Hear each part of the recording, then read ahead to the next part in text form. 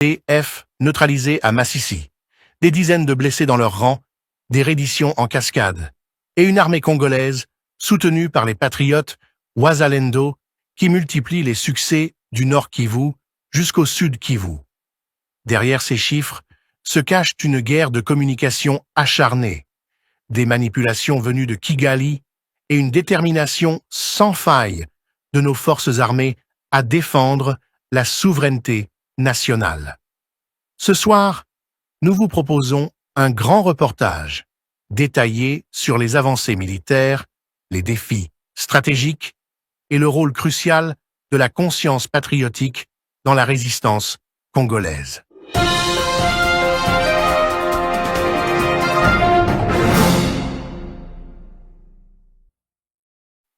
Africa Flashes, chers auditeurs, bienvenue dans cette nouvelle édition où nous plongeons au cœur des événements qui redessinent la carte militaire et politique de notre pays. La République démocratique du Congo est à nouveau secouée par de violents affrontements, mais cette fois, le vent semble tourner. À Massissi, plus de 40 combattants de la coalition M23 RDF ont été neutralisés lors d'une embuscade méticuleusement tendue par les patriotes Wazalendo, en coordination étroite avec les forces armées de la RDC, FARDC. Ces pertes massives ne sont pas un simple fait divers de guerre. Elles marquent une étape dans l'affaiblissement d'une rébellion qui, depuis des années, sert de bras armés aux ambitions régionales du Rwanda. Ce succès militaire, relaté par nos sources locales et confirmé par des témoins sur le terrain, s'inscrit dans une dynamique plus large. Depuis plusieurs semaines, des dizaines de combattants M23 se rendent spontanément aux lignes FARDC Wazalendo. Ils dénoncent les conditions de traitement inhumaines infligées par leurs alliés rwandais, qui les considèrent comme de simples esclaves de guerre. Ces témoignages rappellent que derrière les armes, il y a des hommes manipulés, sacrifiés, trompés par de fausses promesses financières ou politiques. Plus de 200 d'entre eux ont déjà choisi de déposer les armes, brisant le mythe d'une rébellion invincible et dévoilant les fissures internes qui fragilisent le M23. À Bunyakiri, 7 ex-combattants ont récemment trouvé refuge après avoir fui à travers les sentiers forestiers. Leur récit est édifiant. Ils affirment que leurs rangs sont nombreux à envisager la fuite, car les officiers rwandais les méprisent, les exploitent et les envoient en première ligne comme chair à canon. Ce phénomène de désertion témoigne d'une perte de confiance qui affaiblit l'ensemble du dispositif M23 RDF. C'est un signe encourageant pour nos forces, mais aussi un rappel que le Rwanda utilise cyniquement ces jeunes hommes comme pions dans une stratégie plus vaste de domination régionale. Sur le plan militaire, l'initiative est désormais au FARDC. Le colonel Kisembo Izingoma Benjamin, commandant du secteur opérationnel Soussola, a récemment effectué une visite d'inspection à Lulingo, en territoire de Shabunda. Cette mission ne relevait pas seulement d'un contrôle de routine. Elle visait à galvaniser les troupes, à rappeler l'importance de la discipline et de la conscience patriotique face à la menace persistante du M23 RDF. Les discussions ont porté sur l'organisation logistique, la cohésion des unités, mais aussi sur la coopération renforcée avec les Wazalendo. À Shabunda, la confiance règne. Les autorités militaires affirment que tout est sous contrôle et que de nouvelles positions stratégiques seront bientôt sécurisées, notamment à Walungu. Ces avancées militaires laissent entrevoir une reconquête progressive.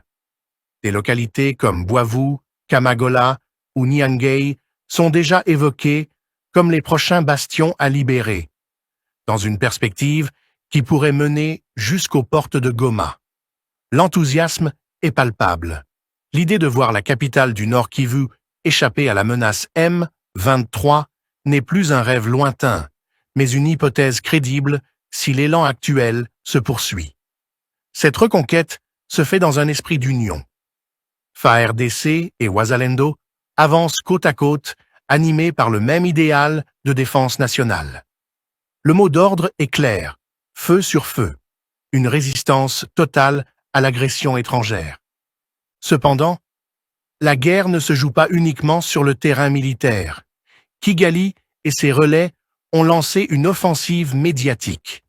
Une vidéo propagée par les rebelles du M23 prétend que le régime de Félix Tshisekedi aurait bombardé des civils à Rutshuru. Une accusation grave, mais dénuée de fondement. En réalité, il s'agissait d'une frappe ciblée sur un camp militaire à Peña, où les FARDC avaient déployé un drone. Les rebelles, en tentant d'intercepter l'appareil à l'aide de mortiers de 80 et 120 mm, ont provoqué eux-mêmes des dégâts collatéraux à Kizissil, détruisant 3 habitations. Ce type de manipulation illustre parfaitement la stratégie du poison rwandais. Créer un narratif trompeur, exploiter l'émotion et internationaliser le conflit en victimisant des agresseurs. La bataille de l'information est donc cruciale. Le ministre congolais de la Communication a récemment alerté sur ces intoxications orchestrées par Kigali.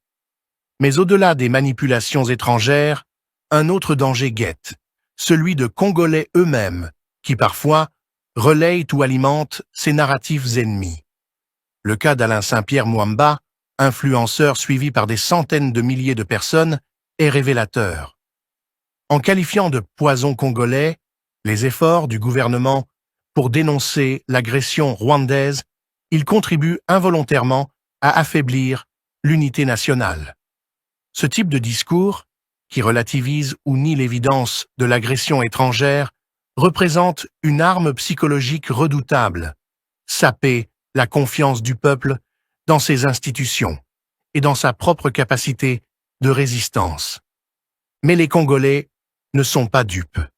La mémoire collective, nourrie par des décennies d'agressions, de massacres et de pillages orchestrés depuis l'autre rive de la frontière, ne s'efface pas. Les millions de morts, les femmes violées, les enfants déplacés, sont autant de cicatrices qui rappellent la nature de cette guerre. C'est pourquoi, malgré la propagande, la détermination reste intacte. Le peuple sait que le Rwanda n'est pas une puissance invincible. Il n'est qu'un proxy, un instrument entre les mains de puissances occidentales qui poursuivent des intérêts économiques liés aux minerais stratégiques du Kivu. Il est donc impératif de démystifier le mythe de la supériorité rwandaise. Non, Kigali n'est pas plus fort que Kinshasa. Non, le M23 n'est pas une armée disciplinée supérieure au FARDC. Ce sont des illusions entretenues par une communication huilée, financée et relayée dans certaines capitales étrangères. En réalité, la RDC dispose de la profondeur stratégique, des ressources humaines et matérielles, ainsi que d'une légitimité patriotique que le Rwanda n'a pas. La preuve, malgré des années de soutien militaire et diplomatique, le M23 n'a jamais réussi à contrôler durablement les grandes villes congolaises sans l'appui logistique et financier extérieur. La guerre actuelle est donc à la fois une guerre militaire, psychologique et diplomatique. Militaire, car elle se joue dans les collines de Masisi, de Rutshuru, de Shabunda. Psychologique, car elle oppose la propagande rwandaise à la résilience congolaise. Diplomatique, car chaque avancée sur le terrain se traduit aussi par une bataille narrative dans les chancelleries et les médias internationaux. Chers auditeurs d'Africa Flashes, ce que nous voyons aujourd'hui est peut-être le début d'un tournant. Les redditions du M23, les succès des FARDC et des Wazalendo, les fissures dans la propagande adverse, tout cela laisse entrevoir une issue différente de celle que beaucoup prévoyaient. Mais restons vigilants. L'ennemi n'a pas dit son dernier mot. Les parrains du Rwanda ont encore des moyens, et l'Est du Congo reste une zone où se croisent des intérêts multiples et complexes. Ce qui fera la différence, ce n'est pas seulement la force des armes, mais aussi la force de la conscience nationale. Chaque Congolais doit comprendre qu'il est partie prenante de ce combat. La trahison, même médiatique, peut coûter des vies. L'unité, elle, peut sauver la nation.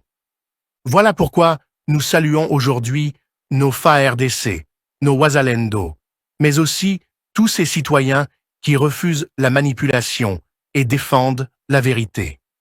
La guerre est longue, mais l'histoire est en marche.